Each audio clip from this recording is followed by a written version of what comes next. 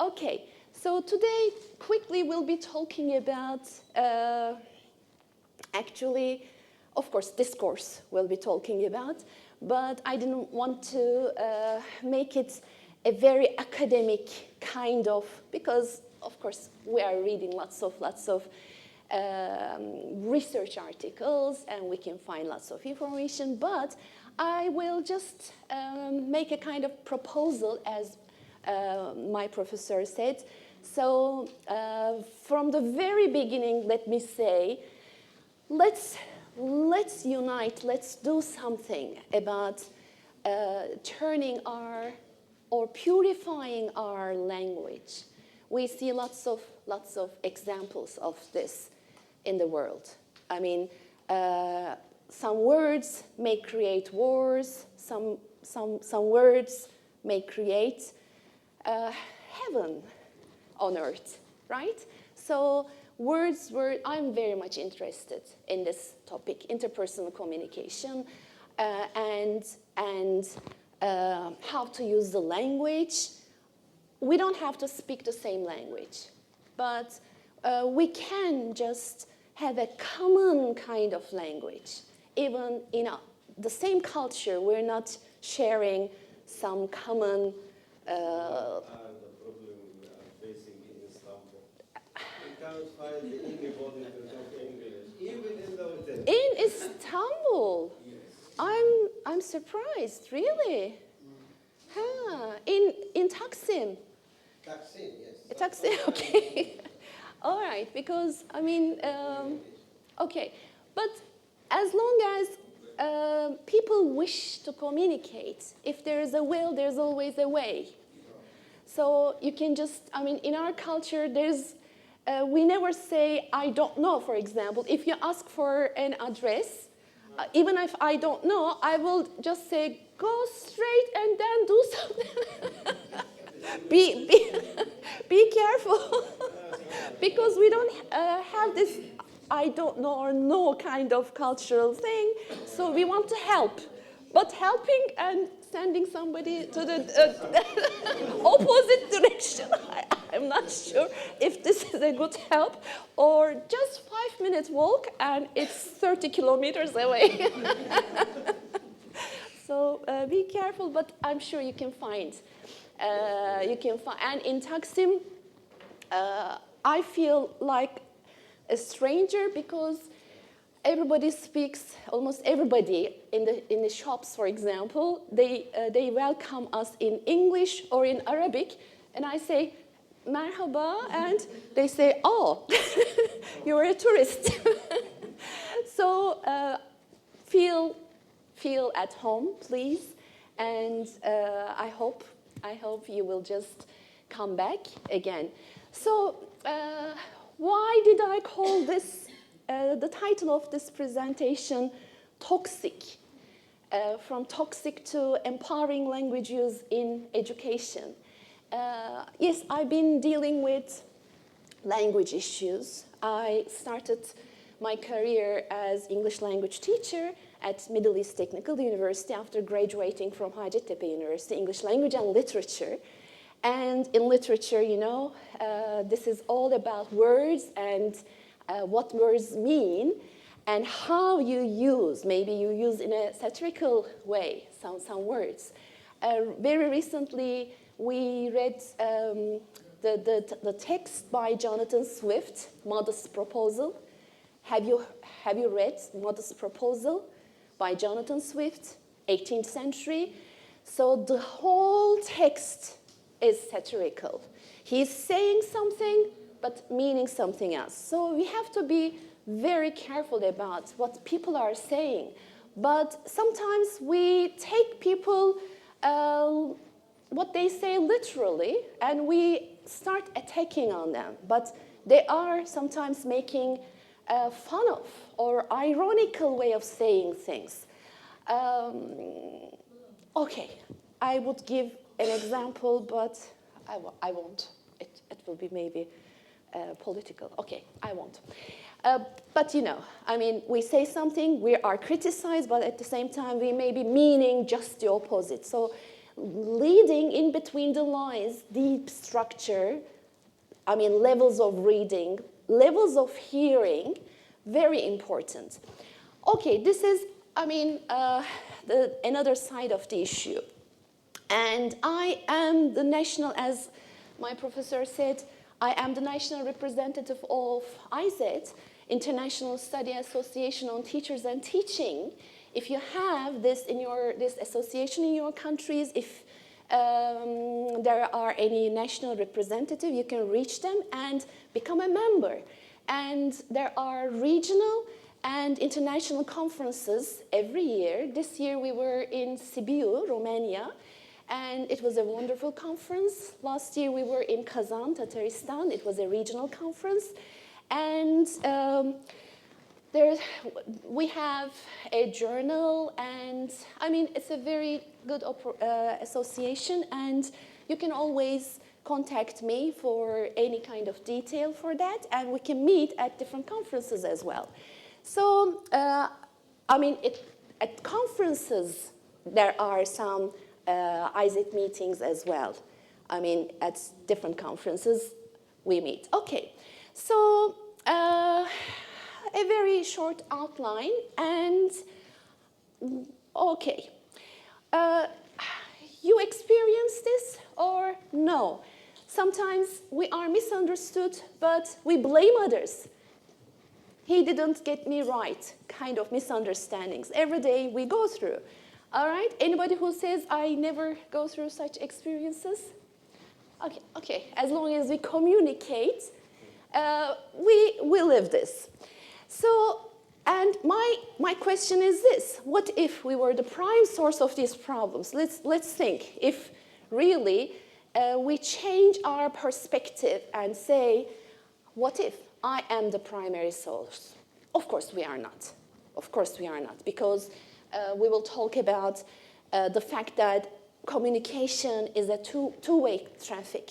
It's not one-way traffic, it's two-way traffic. So I say something, okay, we'll talk about that. So yes, very, very difficult kind of art, let me say. It's an art to, if we understand other people, it's a miracle. Why?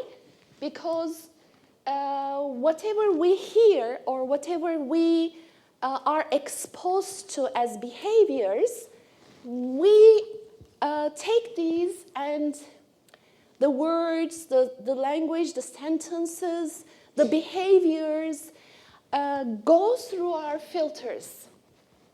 Because nobody can think in the same way.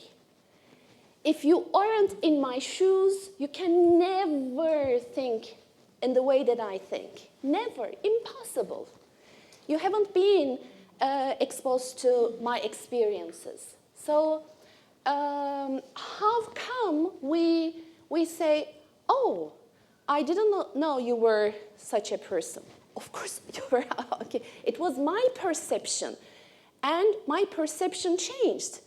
If you ask who Feyza is to my mom, you will have different views. You will listen to a different kind of person. And if you ask somebody else, or if you ask a student who failed last year, you will totally get a different idea about me. So everything changes. We distort, we delete, or we sometimes generalize whatever we hear. Or one experience just means,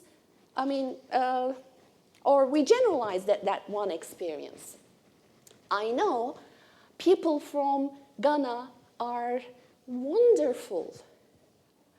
Did you know that? People from Ghana are wonderful people. What's your name? Patrick. Because I know Patrick. He is the only person I know from Ghana, but I loved him. He's so nice, and we tend to generalize, all right? Or, of course, in the negative way as well. We tend to generalize. And you ask, how many, what do we call, Ghanaians? Ghanaians, okay. How many Ghanaians do you know? Oh, I met somebody from Ghana, Patrick. Who else? But he was very nice. Okay, we tend to generalize in the negative way as well, yes. Or we delete. So yes, me and the other, we are exposed to the external behavior, external, okay, language, words, perceptions, everything. And then it goes through to my filters, and then I come back with a response, with a reaction. But this reaction is usually a reaction which is right in me, but for the other person, it's not a good reaction, maybe. Okay, it's just okay. So then I usually ask this question: understanding others or being understood? Which one is easier? If you were to give a grade out of 10 to understanding others, I understand other people, out of 10, what would you give? Think about a number, okay? Keep this number, okay? People understand me. People understand me. I understand other people. So who says the second one is a smaller number? I think the first one is higher. Okay, let's see, hocam, Halil hocam. Halil hocam, let's see, have a look around.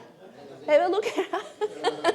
So the majority says, wherever I did this mini exercise, all over the world, not only in Turkey, with students, with teachers, everybody says about 6, 7 out of 10 or 8 out of 10, I understand other people, but people don't understand me. So it means majority of the people in the world understand other people, but majority thinks we are not understood.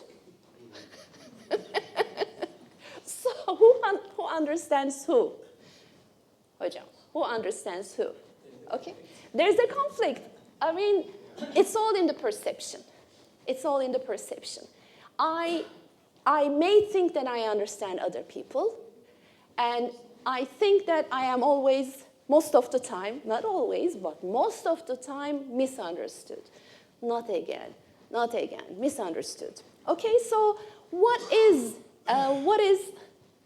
the reason for that? Of course, we don't speak the same language, even if we are speaking the same language.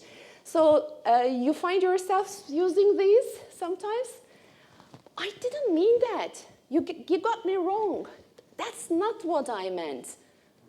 Or sometimes you say something, and if you take your notes, for example, after this conference, you will be using some words that I never used. Sometimes they come and they say, Hocam, you said this in the conference. These are not my words. I never use such words. But that's through the filters, and we go through all these changes in our filters, and we perceive things in the way that we want to perceive. Okay, so are we aware of the toxic? Why did I call it toxic? I just wanted to draw the attention, because I have been giving lots of seminars and speeches on language use and how, or body language use, how these are important. But now I decided to use toxic. Toxic. For me, some language patterns, some behaviors are toxic. And our lives are toxicated. If we are exposed to some sentences, some words, some behaviors, especially from the people who are authority for us, right? Our parents, starting from the age of 1, or maybe even before, we hear certain words and language patterns, and then we come to believe them we believe in them. And then teachers, and then some authority. And then, of course, our thoughts are toxicated. What do I mean by toxicated? Our thoughts, our behaviors, our lives are toxicated. Why? Why? Because I believe in that person, I believe in that adjective, I believe in that label that my teacher said to me. She was calling me an adjective, and of course, we don't question these. We don't question.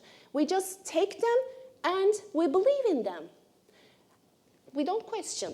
So then our lives are toxicated, and we start living in workplaces which are toxic environments. If we're talking about mobbing, I recently finished a thesis project with my student, and we worked on mobbing. And in that research, we saw that, again, the language of some administrators or teachers, colleagues, are toxic. And I mean, by the things that they say or sometimes don't say, lives are changed. So, for example, yes, I've been doing research, and it's an ongoing project, but I have lots of quotations like this. One of the quotations, with my friend's permission, I'm using this. Once our teacher wanted us to write a composition. I was not feeling okay that day, a little bit unsocial as a secondary school kid, you know. I wrote a few paragraphs thinking about our summer holidays with my family. I remember feeling great as I was in my dream holiday place, and I also added some fictitious elements. I enjoyed the dream world I created. I loved writing as it helped me relax. Next day, I handed in my composition. Guess what happened? Guess what happened? A few days later, my Turkish language teacher gave back the papers, and he asked me in front of the whole class, "Where did you copy this text from? Tell me the truth." I said, "I wrote it," which was true. He said he wanted to talk to my parents. So for him, I was not only a thief, but also a liar. And from then onwards, he says, I never wrote anything. And he feels like writing things, and he can express his feelings very well in written. I can see, but he says, no, I cannot write anything. And just a few weeks ago, I would be giving a training on, again, interpersonal relations to the academics at my university. And before interpersonal relations and classroom management issues, to deliver that speech, I asked my students at the university, lots of students. I said, what are your messages to your professors at the university? Write, please. No names, write. And starting with, for example, why don't they enjoy what they're doing? Why don't they smile? Please tell them to smile and greet us in the morning, kind of things, and the extreme end. And one student said this, and I said, okay, with your permission, I want to read. Of course, it was in Turkish. I just translated a little bit of it. But I said, with your permission, I will read the whole paragraph to the university academicians. He was saying something like this. Please tell them that we just want one thing from them. Tell them that, okay, please do not make us hate schools or university. And the rest we can do, we can handle. But, I mean, just make this a better environment for us. So, of course, the experiences change. Some students also talked about positive things. But yes, that's why I call this toxicated lives. So my claim for this keynote speech is this. The title of this conference is Advances in Education and Social Sciences. And for any kind of advance, yes, I know we're at the digital age, 21st century, and new generation students. Yes, I know. Yes, I know. But still, this is, if this is not okay, then we're not okay. Still, we care about, human relations, interpersonal relations, effective communication, and how to use the language, how to use the body language. Even we don't have to utter words. We may just do a kind of facial expression after an answer from a student. Okay, anybody else to answer? Kind of expression may ruin that student's whole life. So it's not easy. We are a very, we know, we are aware. That's why I can share this with you. So, and my proposal will be, let's do something together. Let's collaborate. Let's try to purify our language, make it empowering, make it peaceful. But we need awareness. We need to have awareness. And some keywords, of course, I have. Attitude is everything. Perspectives, perception, empathy, understanding versus judging. These are all keywords, but awareness. So, yes, how can we be more aware? Let's think together. What can we do to be more aware of the effect and the power of words or body language or words that we use in our daily life situations, in our families while raising children, or in educational contexts, at school, at university, at trainings with colleagues, sharings with colleagues, and how to use antidotes, right? What are the antidotes for that? Let's think. Of course, I have been observing and I have been suggesting some antidotes, but of course, we will be finding our own antidotes for some words. And we are even not aware of some words that we use which may give negative connotations. If I come here and say, for example, today I will try to share with you an issue related to, okay? So try to, what does that mean? So I'm saying this with good intentions, but the message I'm giving is, I'll try to, but I may not succeed. I'll try, okay? So a word that I use with good intentions may mean something else in your unconscious mind. Oh, try to? Or I have seen lots of speakers using these words. Okay, I'll try not to bore you today. I'll try to keep it short, not to make you stressful, bored, etc., etc. So why am I using these words? What do I give? What kind of message do I give? You'll be bored. You'll be bored. And I don't know what I'm doing here. I'm not an expert. I'm here. I don't know why I'm here, but I'm talking. But I'll try to. So, I may not be behaving like that, but unconsciously you will think so. So, what kind of messages do we give?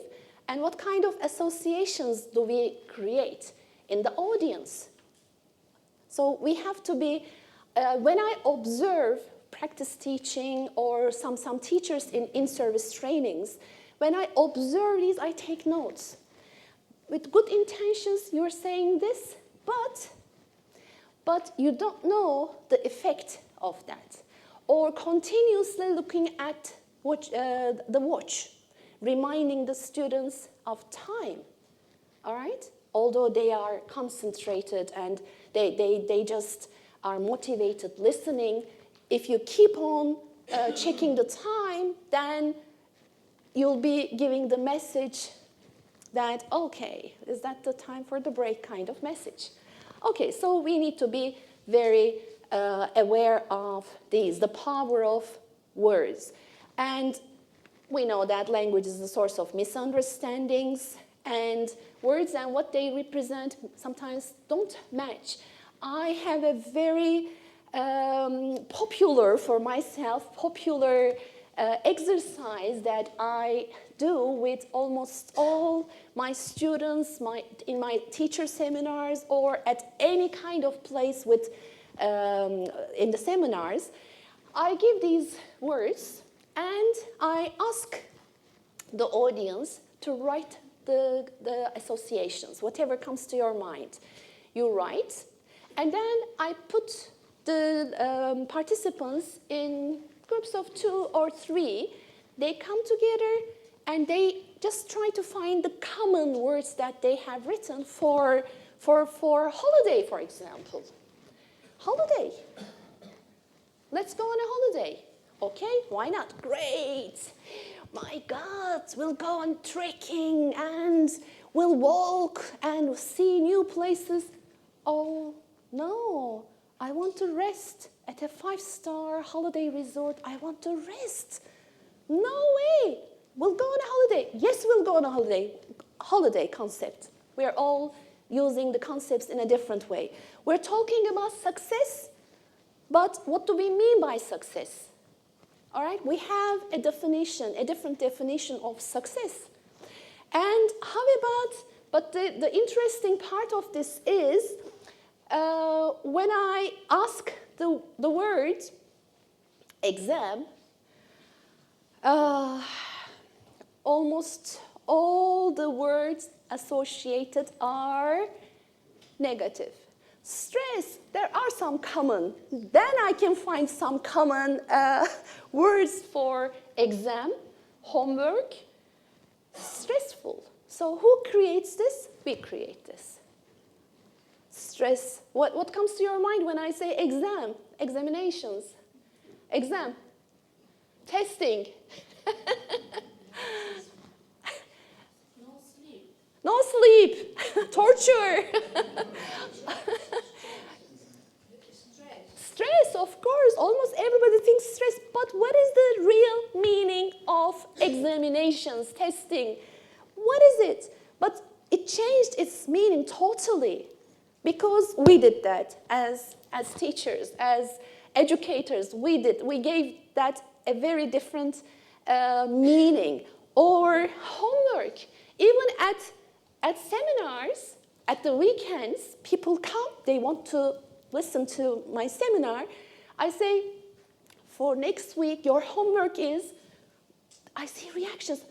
Hocam, please don't call this homework. I say, this is observation. Homework meaning observation about your lives, about being aware, getting awareness. But let's not call it homework because we're irritated when we hear homework. Homework, assignment, homework. So we need to be reword certain things if we don't want to create that kind of a reaction. Even at fun activities, when you call it homework, people are irritated.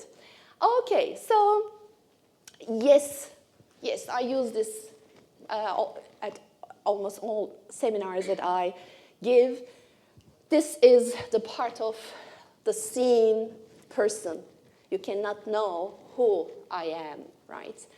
I'm more than my words. I'm more than my behaviors. I'm more than my excitement right now. I speak in a different way sometimes, or vice versa. So, but we tend to judge people with the appearance, with one word, sometimes even one word. And for some people, when you use a word and you are not aware, but that word has negative connotations, bringing from their childhood, for example. You may never know this, but you may check. We may check. Okay, and we use these lots of labels. Some labels, and I'm asking these in my ongoing research, what kind of labels do you use as teachers? They come with some lists, but later on, when I observe them, of course, there are more labels than, or what kind of labels have we been exposed to as students? All right, let me pass these. So if we have low expectations, high expectations from students, that will also turn into self-fulfilling prophecies, right? If I expect low from you, you will perform in that way. High, low, okay. So, and by the behaviors or the words that we use, we just show this, deliver this to our students or colleagues. So the power of inner talk, I do this kind of an exercise as well. If you think about the last mistake you made, what did you say to yourself? The last time you made a mistake, a small kind of mistake. You forgot to pay the rent, something. What did you say? You were angry at yourself. What did you say to yourself? Just think. Never happen again. Never happen again. Okay, you are kind to yourself. Some people are not kind. Then I tell them, if you were, write down, okay, if you were using these words and reactions to a 5-year-old kid, how would she or he feel? Oh, terrible. I cannot say these to that kid. Okay, if someone else is saying these words to you, how would you feel? Oh, I would punch him in the face, etc. Nobody can dare say things like that to me. But you are saying these to yourself. Why? You shouldn't. But then, when I ask them to go back to their childhood, we figure out that mostly these are the words, labels, adjectives that our parents or our teachers used for us. So they become our inner voice. And we start saying things to ourselves because we bring them from our childhood. So how shall we empower our learners, our colleagues, our friends, or ourselves? Again, I use this. Very popular for me. I use this. Words are like loaded guns. We're killing people by the words that we use. At least we're hurting people. And sometimes it is irreversible. We're toxicating the lives. So we need to be aware of what kind of words we are using. We're talking about violence, stop violence against women, stop violence. We're using the language of violence. What do we want to see? Peace. But we continuously say, let's stop violence. So why don't we use peace? All right? We are creating the language of violence. So whatever we want to see, we need to deliver. So the words we choose to speak decide the life we choose to live. And in a negative way, in a positive way, our lives are also shaped in that way. So we must be aware. We must be aware words may crystallize or paralyze other people's lives, and our lives as well, our lives. So can we create more desirable outcomes by just changing the words that we use? And okay, so that they turn into self-fulfilling prophecies. So we need to widen our perspective, see what's going on around, all right? See both sides of the view. And as I said, like violence, let's not use the negative. Don't shout, don't fight. So what are we emphasizing? Shouting, fight, violence. Do not litter. We're emphasizing litter. Do not walk on the grass. Do not be a traffic monster. Like this, my typical example for this, close your eyes. Don't think a red elephant. Don't think a red elephant. Close your eyes. Don't think a red elephant. Close your eyes. Don't think a red elephant. Red elephant. Open your eyes. Don't think this. Yani hani don't think this. Close your eyes. Don't think a red elephant. Red elephant. Red. Have I created the concept of red elephant? So if I don't want to create the concept of fight, violence, litter, etc., etc., then I should be using the positives, okay? So toxic language all around, but we can turn this into a more peaceful, I took this photograph. So we can turn any place into heaven. Okay, so the real voyage of discovery consists not in seeking new landscapes, but in having new eyes.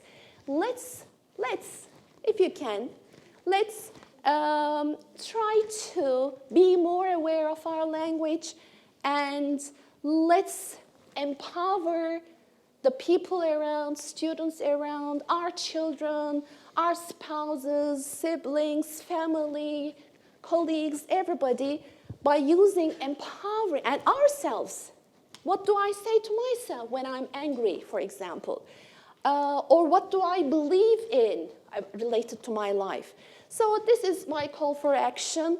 Let's cooperate and work on teacher discourse and compare what kind of different language patterns in teacher discourse we use in actual daily life interaction with our students. I'm curious to know, maybe with Leila, Amal, and I mean, I will be very much interested in doing different kinds of contexts, what kind of language patterns, empowering or weakening or stressful or toxicated. What do we use? So we can do this all together. Thank you very much. Thank you. Any questions? Any contributions? Maybe contribution. Do you think we can do it together to purify the language and create a more, as educators who are aware of the importance of this, as educators, we can create something to purify, to turn the language, daily language, political language, social language, and every kind of educational discourse into a more positive one. So thank you very much. Thank you. So all this idea might be different from a community to another. Yes, sure. So if you are talking about Middle East, it might be Sure. different from. Sure. That's why I'm curious. This is what I want That's to why say. I'm curious. Even in small cultures, small C, big C, even in small cultures, in different families, in the eastern part of Turkey, things are different. In Istanbul, in different regions, things are different. at schools. But what I observed in very different low socioeconomic, high socioeconomic states, I have been to all parts, all regions in Turkey. And more or less, I can just say that there is an issue related to language use on part of the teachers. Of course, we cannot control family discourse, of course, but at least we can talk about how we can change the beliefs, negative beliefs of students, like saying, I cannot do it. Me, maths? No way. I don't have that intelligence. Now we start talking about multiple intelligences, right? Yes, anybody can do it. You are born with a normal kind of intelligence. So why not? Because I believe so. I think so. So how can we change these? Before we're teaching anything, we need to work with the beliefs of the learners. At this age, learning a language? No way, some people say. What is it about your language? Anybody can. I know, I have examples of people learning a total new language at the age of 70. Yes, please. Okay, thank you very much indeed, dear Professor, for your presentation, your kind presentation. Thank you. Perhaps I have a question. Yes, please. Can we say that people who use that toxic vocabulary or toxic behaviors, in a way, they exhibit or they disclose a certain toxic side in themselves? Perhaps I'm targeting a psychological aspect in a way. Okay, from my point of view, I will not go deep into that psychological issue. Related to human beings, nothing has an equal sign, all right? We cannot say yes or no if we're talking about human beings. I am on the side in which I say we do everything with good intentions. So beneath any kind of behavior, we have good intentions. What do we mean by good intention? For me, for example, if I am a very strict instructor saying that you cannot pass, this is a very difficult course, and no way, nobody can get 100 from my class, AAs, etc. My intention could be not threatening or making students stressful, but a little bit stressful so that they will work hard. I'm trying to motivate them. But the thing I am proposing here, we are not aware that my good intention is not good for some of my students. Some students are motivated. Oh, she says it's a very difficult course. Then I need to work harder, and I will show her. She said nobody can get AAs. I will. But somebody else will, from the very beginning, say, okay, no AAs in this class. No way. Why should I work hard? Just D or C will be enough to pass. So I need to be aware.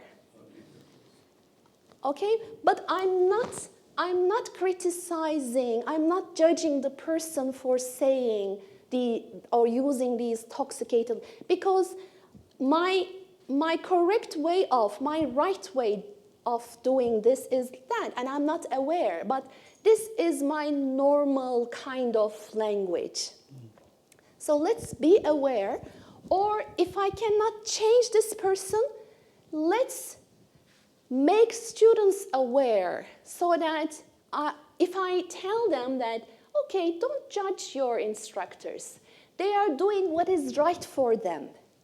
They are trying to motivate you by saying, by scolding you in front of the class, for not doing your homework, trying to make you do your homework, pass the class. So be aware that there's always a good intention underneath these behaviors. Don't judge them. But if I can reach the other party, I say, please be aware of the language use.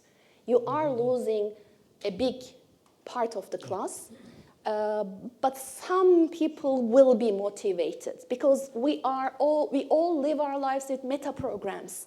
If in my meta program I'm motivated by, extrinsic kind of motivation, then I'll be lost.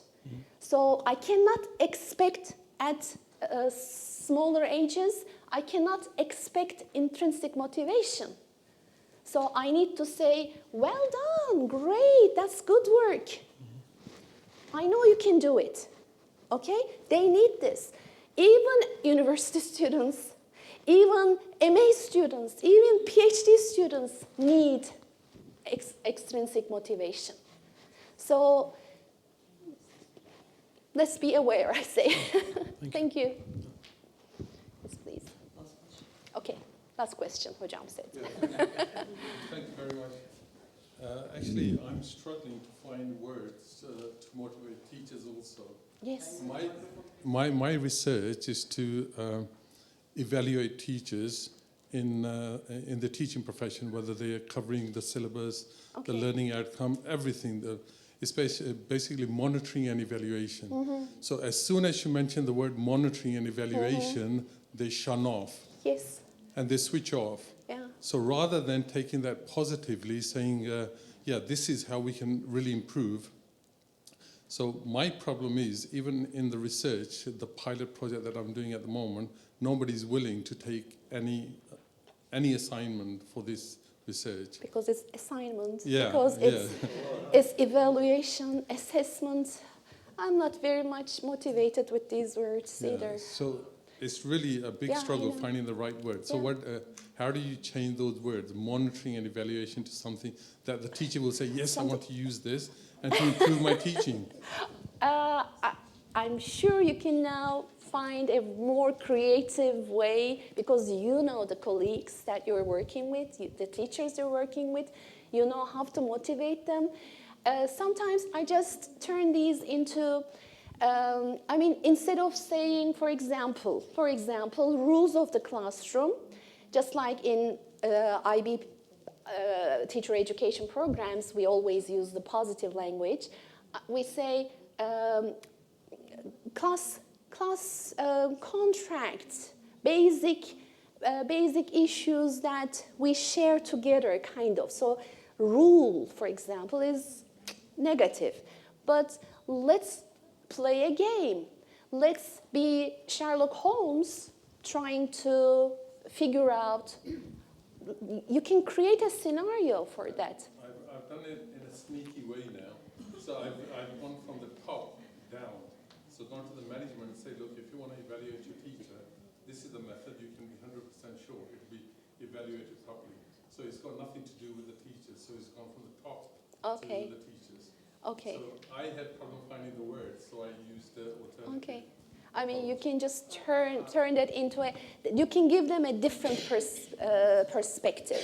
It's no longer evaluation, assessment, no longer, but now this is a game for self-development, a game for something we can create. Of course, I mean, if I were in that culture and observing the group of people, I think we could, or if you just think about how to turn this into a fun activity. I mean, we need to, at any age, we want to see what is good for me inside this exercise, and if I'm having good time or not, and what if I don't do it, what will happen? So we are asking for any kind of exercise. The best motivation for this is to part of the grading system. It might be something Yes. but it's not good, you know? Yes, that's also a motivation. If you, of course, that's a motivation. But at the same time, how? It's a global phenomenon, to be honest. Yeah, sure. Even in the UK, I've been teaching in the UK. I taught in Estonia. Now I'm currently teaching in Saudi Arabia now. So it's exactly the same. Yeah, sure. So I think the problem is with the onset of the teacher's sure. mentality, that they don't really understand the usefulness of what we're trying to do. Yeah, sure. The same issue for teacher development kind of seminars, issues. Again, I, for example, see that sometimes lots of teachers attend an in-service training session, and from the way they come to the room, I can see that they have been forced to be there, and they are there just to sign, and then they're looking forward to, we have things to do. Why are we here? Again, another boring session, kind of. And then I say to myself, okay, I need to change this perception. I need to do activities. I start the day with dancing. And then I ask them, okay, we did this, we danced. But why did I do this? You find the purpose, the goal of my activity. And then sometimes I figure out that there are some things they write I hadn't thought of. So I try to, we try to motivate ourselves and our teachers as much as possible, but I'm sure you're thinking that's why you, brought this question. But we need to show them that this is important for their lives, which will be important for the kids. One teacher changes, hundreds of students change. So we need to find I'm working on a book or booklet like Games Trainers Play. So we need to play games at any age. At any age. While teaching English to adults, I was teaching English by game activities. So with teachers, I use games a lot. So trainers can use games. So that things will be fun to do. Otherwise, if we're bored, there's no learning. If we're enjoying, there's learning. Of course, your situation, I can only be modest. I cannot suggest anything. In your situation, you're the expert. You're the expert. I don't know the culture. I don't know the culture and what's going on in your culture, but... No, it's a global phenomenon. Yeah, it's a global thing. In the USA, I know, sure. Global thing, so let's try to find more fun ways of doing things. If any questions, we can talk about them during the break. Yes, sure. And I forgot to write my email, but my name and surname together, gmail.com. Okay? Anyway, you can find me at this university, Feyza Doyran @gmail.com, and Feyza Doyran Twitter as well. If you want to, I can always, I would love to be in contact with you. Thank you. Thank you very much. Thank you.